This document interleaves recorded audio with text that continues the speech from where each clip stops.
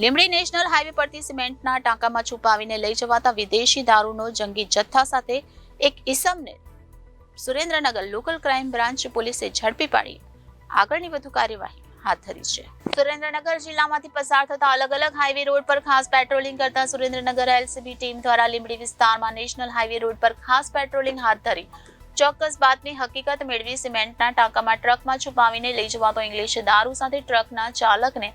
ભારતીય બનાવટનો અલગ અલગ બ્રાન્ડનો વિદેશી દારૂ ગ્રીન લેબલ એફોલ્ટ સ્પેશિયલ ધ રીચ બ્લેન્ડ નંગ 476 જેની કિંમત 1,61,840, ઓફિસર ચોઇસ ક્લાસિક વિસ્કી નંગ 3,780 જેની કિંમત 13,23,000, White Lace vodka orange flavour bottle નંગ 6,655 જેની કિંમત રૂપિયા 6,65,500, Kingfisher super strong premium beer ટી નંગ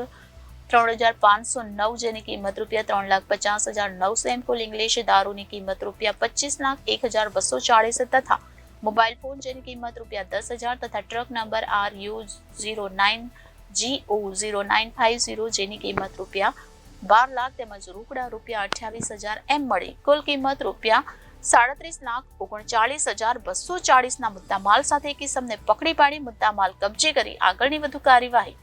હાથ ધરી છે. Bureau reporter Janadesh news Surendranagar.